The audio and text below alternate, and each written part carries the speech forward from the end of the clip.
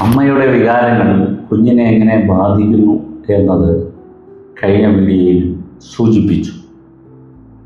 അമ്മ അനുഭവിക്കുന്ന സന്തോഷം, പേടി, വിഷമം, മാനസിക സമ്മർദ്ദം എന്നിവ ഹോർമോൺ വഴി കുഞ്ഞിലേക്ക് എത്തുന്നു.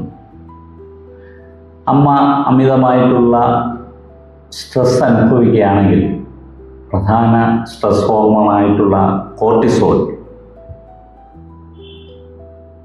പ്ലാസൻ്റ വഴി കുട്ടിയിലെ ബ്രെയിനിലേക്ക് എത്തിച്ചേരും.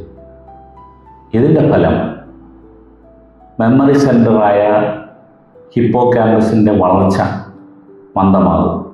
അതുപോലെ തന്നെ ഇമോഷണൽ കൺട്രോൾ സെൻ്ററായ അമിഗ്ഡാല അതിയായി സെൻസിറ്റീവ് ആകും. അതിൻ്റെ ഫലം കുട്ടി ജനിച്ച ശേഷം കുഞ്ഞ് കൂടുതൽ പേടിയുള്ളതോ ശ്രദ്ധക്കുറവുള്ളതോ ആയ വ്യക്തിയായി മാറാനുള്ള സാധ്യത വളരെ കൂടുതലാണ്. അതുകൊണ്ട് നാം ശ്രദ്ധിക്കേണ്ട ഒരു പ്രധാനപ്പെട്ട കാര്യം, ഗർഭസ്ഥാവ അവസ്ഥയിൽ അമ്മ സന്തോഷമായിരിക്കാനുള്ള ഭൗതികമായ ഒരു സാഹചര്യം ഒരുക്കി കൊടുക്കേണ്ടുന്ന ഉത്തരവാദിത്വം കുടുംബാംഗങ്ങൾക്കുണ്ട്. ഇല്ലെങ്കിൽ അത് ഭാവി തലമുറയെ വളരെ ദോഷകരമായി ബാധിക്കും എന്ന കാര്യം നാം തിരിച്ചറിയുകയും അതിൻ്റെ ഗൗരവത്തിൽ ഈ വിഷയം കാണുകയും ചെയ്യുന്നതാണ് ഗുണകരമായ കാര്യം.